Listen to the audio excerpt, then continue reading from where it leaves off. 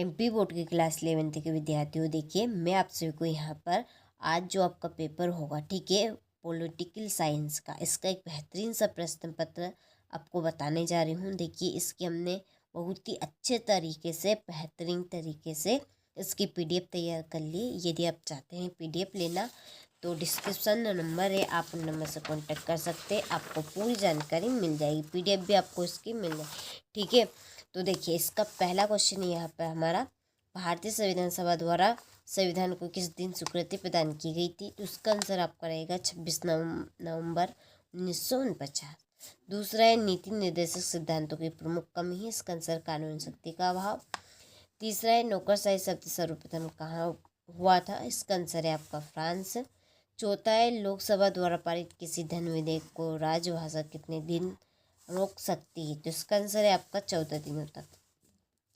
और पांचवा, भारत का उच्चतम न्यायालय स्थित है, इसका आंसर है आपका दिल्ली में। नगर निगम की संरचना में सम्मिलित होने वाली इकाई है, इसका आंसर है आपका उपयुक्त, ठीक है। यहाँ पर मैं जल्दी जल्दी इसलिए बता आपके समय का अभाव रखते हुए, ठीक है। चलिए, परीक्षा हॉल में जाने से पहले एक बार आपको इस प्रश्न पत्र को रीड करके जाना है, क्योंकि 100% श्योर इस प्रश्न पत्र के आपके आने के चांस है, ठीक है। तो आपको अच्छे से इसको कंप्लीट कर लेना है।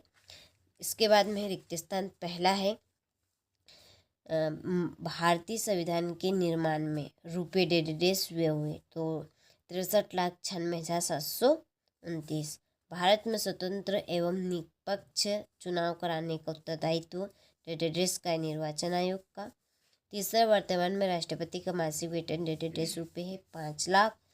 राज्यसभा के सदस्यों की संख्या डेढ़ से 250।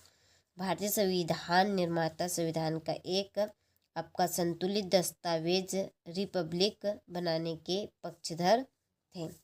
प्लेटो का प्रमुख ग्रंथ डेसिस कौन सा? आपको पीडीएफ में मिल जाएगा, ठीक है। चलिए, इसके बाद में देखिए यहाँ पर जोड़ी है, मैंने जोड़ी के नंबर डाल दिए, आपको याद करने में आसानी रहेगी। तो स्क्रीनशॉट आप ले लीजिए आपके समय का अभाव रखते हुए। इसके बाद में है क्वेश्चन नंबर 4, एक वाक्य में उत्तर। पहला है, राजनीतिक सिद्धांत स्वतंत्रता, समानता, न्याय, लोकतंत्र एवं धर्मनिरपेक्षता इत्यादि का आशय स्पष्ट करते हैं, ठीक है। इसका आंसर आपको पीडीएफ में मिलेगा, ये आप कंप्लीट कर सकते हैं। इसका आंसर, व्यक्तिगत स्वतंत्रता का सबसे प्रमुख समर्थक कौन था? जे.एस. मिल। समानता से क्या तात्पर्य पता होगा आपको, क्या है तात्पर्य है समानता से? न्याय के कितने प्रकार है? 2। भारतीय संविधान में वर्णित अधिकारों को क्या कहा जाता है? मौलिक अधिकार, ठीक है। चलिए, इसके बाद में है क्वेश्चन नंबर 6, देखिए, एक देश में भ्रमण हेतु आया हुआ अन्य देश का नागरिक क्या कहलाता है? विदेशी। दूसरा, 7वां है, नेट्स शब्द क्या है, का क्या अर्थ है? तो पैदा हुआ, ठीक है। चलिए, तो यहाँ से स्क्रीनशॉट आप ले लीजिए। इसके बाद में देखिए, सत्य पहला है, भारत के राष्ट्रपति के पद हेतु कम से कम 35 वर्ष की आयु होना आवश्यक है, ये आपका सत्य है। दूसरा है, असमानता होने पर वहाँ किसी भी प्रकार की स्वतंत्रता की स्थापना हो सकती है, इसका आंसर आपका असत्य है। स्वतंत्रता ही सामाजिक न्याय का मुख्य तत्व है, ये आपका असत्य है। चौथा है, 42वें संवैधानिक संशोधन द्वारा भारतीय संविधान में मूल कर्तव्यों की व्यवस्था की गई है, तो इसका आंसर आपका सत्य है। बच्चे अपने माँ बाप के देश की नागरिकता प्राप्त करते हैं, ये आपका सत्य है। और राष्ट्रवाद के धारणा के सिर्फ लाभ ही है तथा इसकी कोई हानि नहीं है, ये आपका असत्य है, ठीक है। चलिए, तो स्क्रीनशॉट आप ले लीजिए अच्छे से।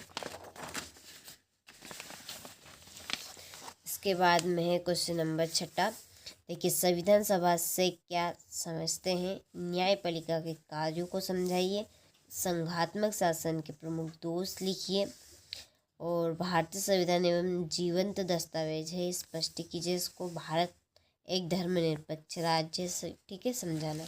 काफ़ी इम्पोर्टेंट प्रश्न पत्र है, आप सभी को एक बार अच्छे से इसको रीड करके जरूर जाना है, ठीक है।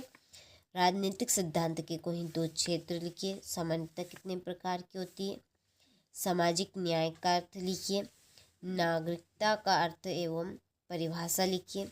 धर्मनिरपेक्ष राज्य किसे कहते हैं, ठीक है। काफ़ी इम्पोर्टेंट प्रश्न है, तो आप सभी को अच्छे से इनको कंप्लीट कर जाना। 100% श्योर पूरा आने के चांस है। देखिए, मौलिक अधिकारों के नाम लिखकर किसी एक का वर्णन कीजिए। संसद सदस्यों में कोई 3 विशेषता। पंचायती राज से क्या सही, मतदान के अधिकार।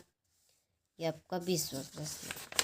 चलिए, 21वां प्रश्न है, राष्ट्रपति की वित्तीय शक्तियाँ लिखिए। स्वतंत्रता की नकारात्मक अवधारणा की व्याख्या कीजिए। राष्ट्रवाद के गुणों का वर्णन कीजिए, ठीक है।